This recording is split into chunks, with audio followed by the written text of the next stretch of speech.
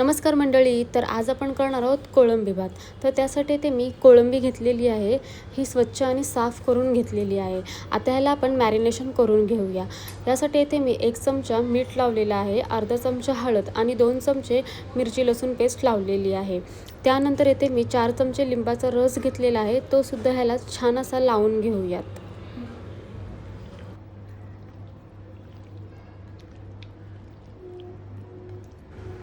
आता आपण ही कोळंबी 10 ते 20 मिनटं साईडला ठेवून देऊया, जेणेकरून ह्याला सगळा मसाला लागेल. तोपर्यंत पुढची प्रोसेस करून घेऊया. त्यानंतर गॅसवरती भांडं ठेवूया. भांडं गरम झालं की त्यामध्ये मी 2 पळी तेल टाकलेलं आहे. त्यानंतर येथे मी काही खडे मसाले घेतलेले आहेत, तुम्ही बघू शकता. येथे मी दालचिनी, तमालपत्र, 2 लवंगा, 3-4 काळी मिरी आणि जिरं घेतलेले आहे. हे आता तेलामध्ये टाकून घेऊयात. त्यानंतर त्यामध्ये मी 4-5 कढीपत्त्याची पानं आणि 3 कांदे घेतलेले आहेत मीडियम साईजचे चिरून. तुम्ही बघू शकता. हे आता आपण तेलामध्ये टाकून छान असं परतून घ्यायचं आहे. जोपर्यंत ह्याचा गोल्डन ब्राऊन कलर येत नाही तोपर्यंत छान असं परतून घ्यायचं आहे. इथे मी 1 चमचा मीठ टाकलेलं आहे, जेणेकरून आपला कांदा हा लगेच मऊ पडतो आणि छान असा शिजतो. तुम्ही बघू शकता. येथे आपला कांदा छान शिजून झालेला आहे. त्यानंतर येथे मी मिरची लसूण पेस्ट आणि 1 टोमॅटो घेतलेला आहे, तो ह्यामध्ये आपण टाकणार आहोत आणि छान मिक्स करून घेणार आहोत.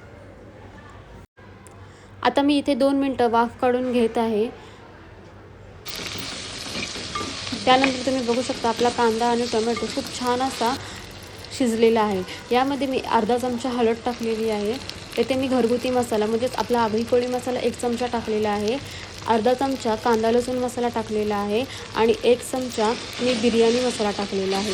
छान असं मिक्स करून घ्यायचं. जोपर्यंत मसाल्याला पूर्णपणे तेल सुटत नाही तोपर्यंत मसाले आपले छान भाजले पाहिजेत.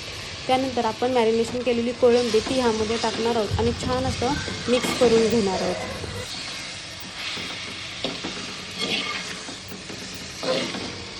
आता यामध्ये थोडं पाणी टाकायचं आणि 10 ते 20 मिनटं छान असं शिजून द्यायचं.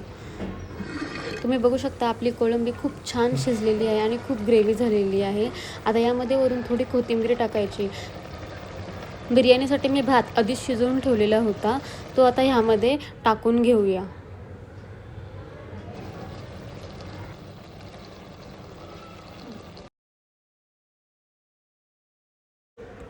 यामध्ये सगळा भात टाकून घेतलेला आहे. त्यानंतर यामध्ये हळदीचं पाणी आपण टाकून घेणार आहोत आणि वरून थोडी कोथिंबीर टाकणार आहोत. त्यानंतर इथे आपण 10 ते 20 मिनटं वाफ काढून घेणार आहोत.